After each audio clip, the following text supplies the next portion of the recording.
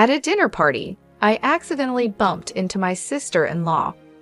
When she noticed, her face turned red with rage, and she immediately confronted me.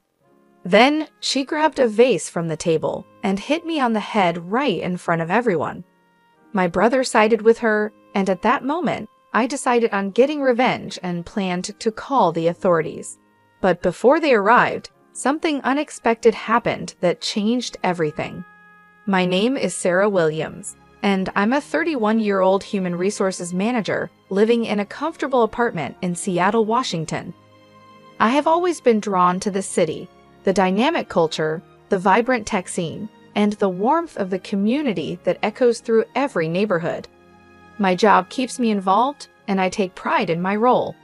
But the most cherished connection in my life is with my younger brother, Adam. Growing up, Adam and I were always close.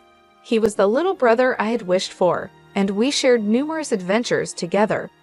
I remember creating forts from blankets and wandering around the backyard for hours, lost in our imaginary realms. As he matured, our bond only grew stronger. I had always believed that nothing could separate us, especially when he began dating. When Adam introduced me to his girlfriend, Nicole, I was excited. She seemed ideal for him, charming, witty, and fun. The first time we met was at a family event. I remember watching Adam's eyes light up as he talked to her, and I couldn't help but feel a sense of joy. It was wonderful to see him so content. "Sarah, you're going to love her," he had said, practically glowing. "She's fantastic." As the evening unfolded, Nicole lived up to his praise. She had a magnetic aura that drew everyone in. We laughed, exchanged stories, and I felt an overwhelming happiness. This was the woman my brother had chosen, and I couldn't have been more thrilled. But as time passed, something felt off. Initially, I dismissed it as adjusting to sharing my brother with someone else. However, it soon became evident that Nicole had a darker side. At gatherings, she often made subtle, snide remarks that made me feel small. One Easter, I brought my homemade apple pie, a recipe from our grandmother. When dessert was served, Nicole casually said, "Oh, I thought I was handling dessert this year." The way she said it, with a sweet tone hiding the sting, made me force a smile. "Must have slipped my mind," I replied, warmth spreading up my cheeks. As the months passed, her comments got harsher. "Still alone, Sarah? You should consider dating. It might brighten your mood," she quipped during one dinner. I felt my heart drop, the jab piercing through my defenses. I tried to brush it off, thinking she was just playing around, but with every event, Nicole's words grew more pointed, and I felt increasingly isolated. I confided in my best friend, Aaron, one night while we grabbed coffee. "Aaron, something's wrong with Nicole," I confessed, stirring my cup anxiously. At first, I thought she was perfect, but now, she's different. "Different in what way?" Aaron asked, raising an eyebrow. "She makes comments that appear harmless, but they're like tiny insults. It's as if she's trying to tear me down," I admitted, frustration bubbling. "Have you told Adam about this?" I hesitated, thinking of my brother's affection for her. "I don't want to create issues. He's really in love." "Sarah, you can't ignore this. You deserve respect and peace in your own family," Aaron insisted, concern evident. I nodded, knowing he was right, but the thought of confrontation made my stomach churn. Days turned into weeks, and Nicole's behavior only escalated. She began meddling in my relationship with Adam, deleting messages or not informing me of family plans. I felt like I was losing my brother, and the worst part was feeling utterly powerless. Finally, everything came to a head during another family dinner at our parents' home. I arrived early to help, and as everyone gathered, I sat in a spot I thought was available. But when Nicole entered and saw me, her face twisted with fury. "Excuse me, that's my spot," she snapped. I blinked, confused. "I didn't realize there was a reserved seat for you." Her eyes narrowed, and the room tensed. "It's always been mine. You should know that by now." Everyone was watching, my pulse quickening. "It's just a chair, Nicole." "Let's not overreact," Adam interjected, trying to ease the tension, but Nicole wasn't backing down. No, Sarah's always trying to take everything from me, always trying to overshadow me. I felt the weight of her words. I'm not trying to take anything. I just sat down. Before I could process it, the atmosphere became thick with hostility. I braced myself for the storm brewing, completely unaware of just how deeply this moment would affect our family and my relationship with Adam. The aftermath was chaotic. My mind raced with disbelief as I tried to grasp what had just occurred. Nichols' accusations echoed in my head. I had always seen family as a refuge, but now it felt like a battlefield. After the dinner, Adam reached out, his message reading, "Can we talk?" Nicole feels awful about what happened. I sighed, knowing he was trying to smooth things over. I wanted to respond with a clever remark, but settled for, "Sure, I'd like to talk too."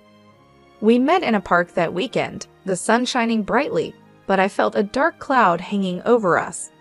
Adam looked tense as he approached, brows furrowed.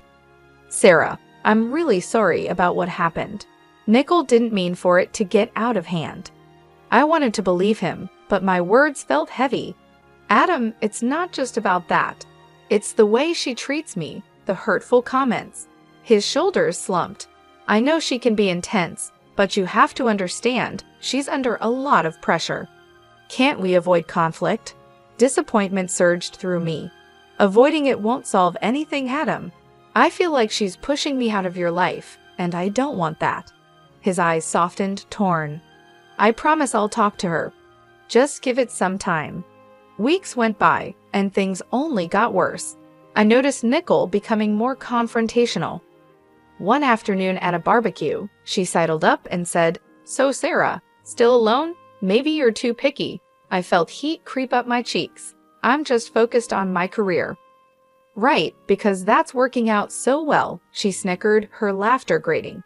After that, I confided in Aaron more, desperate for advice. "It's like I'm walking on eggshells." I told him one evening at our go-to cafe, the scent of coffee heavy in the air. "Maybe look into her background." "There has to be a reason for her behavior," Aaron suggested. I hesitated, weighing my options. I don't want to invade her privacy. What if it makes it worse? "Sometimes you need to understand your opponent to protect yourself," he replied firmly. His determination made me reconsider. After much debate, I dug into Nichols' past. It didn't take long to find unsettling details, mentions of toxic relationships and restraining orders. My heart pounded. What had my brother gotten himself into? I shared this with Aaron. "She has a troubling past. It might explain her behavior." Aaron nodded, serious. "You need to confront Adam with this. He has to know." That evening, I invited Adam for dinner. I hoped the comfort of a home-cooked meal would ease the tension. When he arrived, I noticed the worry on his face. "Thanks for coming. I made your favorite, spaghetti carbonara," I said, trying to lighten the mood. "Thanks, Sarah. It smells wonderful," he replied, but his eyes were clouded. Once we sat, I took a deep breath. "Adam, we need to talk about Nicole again." His face darkened. "I thought we agreed to let things cool."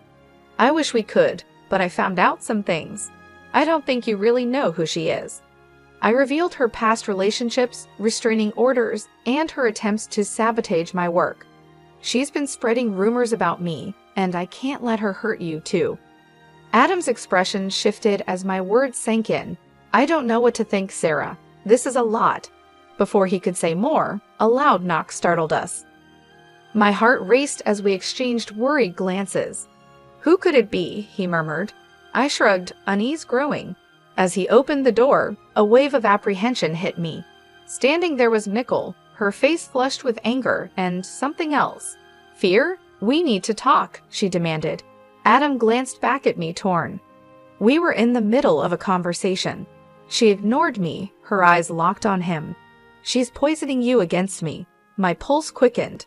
"I'm just trying to protect him, Nicole." "Protect? You mean control." "I know your type, Sarah," she spat, stepping closer. "Enough," Adam cut in, shaken. "Nicole, this isn't the time." She turned on me, venomous. "You think you can just waltz in and ruin my life." "I'm not trying to ruin anything. I want peace." "Peace? You're tearing us apart." Rage twisted her features. In a blur, she snatched a vase from the table and swung it at me. I stumbled back, stunned as pain exploded across my forehead. Adam's eyes widened in shock. "Nickel, stop." I touched the spot, feeling a bruise forming, tears stinging my eyes. "You can't do this. You've been manipulating everyone, trying to turn him against me." Adam stepped between us, voice shaking. "This isn't okay, Nickel. You can't treat Sarah like this." I breathed a sigh of relief, glad he was standing up for me. But as I looked at her, I realized just how deep her bitterness ran. The situation had spiraled beyond anything I could have imagined. Sirens wailed outside, and panic flickered in Nickel's eyes. "What's happening?" she whispered. Adam frowned, tension thick. Someone must have called. As the police officers entered, I stood frozen, disbelief washing over me. One officer addressed her, "Ma'am, we need to talk." We received a report of an altercation. Nickel's face turned pale. I didn't do anything." "You attacked my sister," Adam cut in. The officers exchanged glances and my heart sank. "We need statements," one said. I steadied myself, recounting her aggression and how she had been isolating me. Adam's face fell, a mix of regret and disbelief. "I didn't want this, Sarah," he murmured. "But you need to see how dangerous she is," I replied softly. The officers stepped aside, speaking quietly. I turned to Adam, voice low. "Please see how toxic she is. I'm scared for you." He ran a hand through his hair, conflicted. "I love her, Sarah. I just need time." Before I could respond, the officers returned. "Mom, we're placing you under arrest for assault." Nickel's eyes widened, panic seizing her. "No, it's just a misunderstanding." She struggled as they cuffed her. I watched, a mix of relief and sadness washing over me. As they led her away, I looked at Adam, his face pale. "I can't believe this," he whispered, voice breaking. "I know it's hard, but her behavior isn't normal."